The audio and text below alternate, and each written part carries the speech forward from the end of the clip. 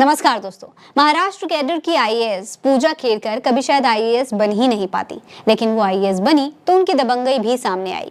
अपने ही अधिकारी के दफ्तर पर कब्जा करने का मामला भी सामने आया। खुद ही ऑडी कार पर लाल नीली बत्ती लगाकर वो घूमने भी लगी और जब विवाद हुआ तो उनका ट्रांसफर हो गया। लेकिन अब सवाल यह है कि आखिर पूजा का अब क्या होगा। सिर्फ ट्रांसफर होने भर से तो मामला शांत होने वाला नहीं है। अब कार्रवाई होगी या उन्हें बर्खास्त किया जाएगा, चलिए इसके बारे में विस्तार से समझते हैं। तो दोस्तों, पूजा केरकर को लेकर कुछ और चौंकाने वाली बातें हाल ही में सामने आई हैं। जैसे पूजा ने यूपीएससी की परीक्षा के दौरान 3 एफिडेविट जमा किए थे। इसमें से एक में उन्होंने खुद को मानसिक रूप से अक्षम बताया था, दूसरे में बताया कि उन्हें देखने में भी समस्या होती है, और तीसरा एफिडेविट, उसमें उन्होंने OBC non creamy layer category का जिक्र किया था। अब खुलासा हुआ है कि अपनी ज्वाइनिंग के दौरान पूजा ने यूपीएससी की तरफ से कराए जाने वाले जो मेडिकल टेस्ट थे उसको नजरअंदाज किया था। उन्हें 6 बार मेडिकल टेस्ट के लिए बुलाया गया, जिसमें से केवल आखिरी के एक टेस्ट में ही पूजा शामिल हुई थी और उसमें उन्होंने MIR कराने से साफ मना कर दिया था। ऐसे में मेडिकल संबंधित जो एफिडेविट पूजा केरकर ने यूपीएससी को दिए, उस पर सवाल खड़े हो रहे हैं। दूसरा जो विवाद दोस्तों, बड़ा विवाद था, वो ये था कि उनके OBC non creamy layer category के एफिडेविट को लेकर भी सवाल उठ रहे हैं। दरअसल कुछ मीडिया रिपोर्ट्स में ये बात सामने आई है कि पूजा केरकर के जो पिताजी हैं, उनके पास 40 करोड़ रुपए की संपत्ति है।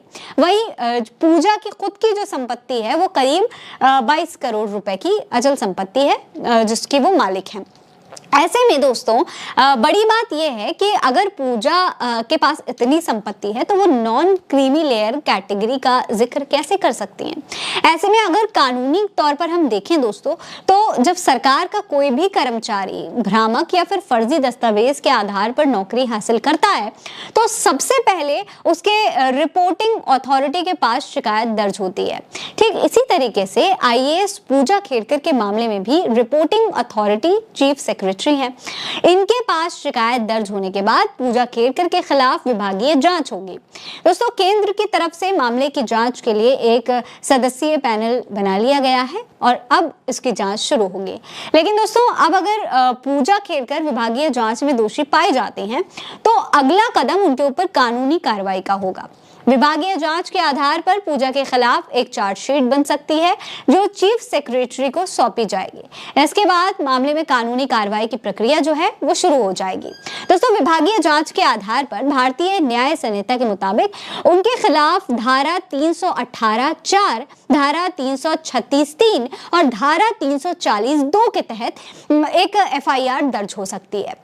दोस्तों, ये सभी धाराएं धोखाधड़ी, फर्जी डॉक्यूमेंट्स और उनके जरिए जालसाजी और जाली डॉक्यूमेंट्स का इस्तेमाल करने से जुड़ी हुई धाराएं हैं। दोस्तों, इन धाराओं के संबंधित होने पर दोषी को आजीवन कारावास यानी कि उम्र कैद की सजा भी हो सकती है। ऐसी स्थिति में अगले कदम के तहत यूपीएससी उन्हें पद से बर्खास्त भी कर सकता है, ये भी कार्रवाई हो सकती है। अब चूंकि एक आईएएस अधिकारी की नियुक्ति राष्ट्रपति के जरिए होती है, राष्ट्रपति करता है, इसीलिए बर्खास्ती के लिए भी राष्ट्रपति की मंजूरी सबसे ज्यादा जरूरी होगी। ऐसे में फाइनल जो फैसला होगा वो राष्ट्रपति भवन में ही भेजा जाएगा। राष्ट्रपति बर्खास्ती की कार्रवाई के दौरान दोषी अधिकारी से वो सभी लाभ और सैलरी वापस ले लेगा जो उसे पद पे रहते हुए दी गई थी। यानी कि अगर राष्ट्रपति इस पर मंजूरी दे देती हैं तो जो पूजा खेरकर हैं उनका पद उनसे छिन सकता है। अब पूजा खेरकर बड़ी ही मुसीबत में फंसती हुई नजर आ रही हैं। कार्रवाई शुरू हो सकती है। आगे क्या कुछ होगा वो जानने के लिए आप उल्टा चश्मा यूसी को सब्सक्राइब कर लीजिए। ये खबर आप उल्टा चश्मा यूसी पर देख रहे हैं। मेरा नाम है फरहीन अंसारी। आप रहें स्वस्थ मस्त, बस यही है दुआ हमारी। नमस्कार।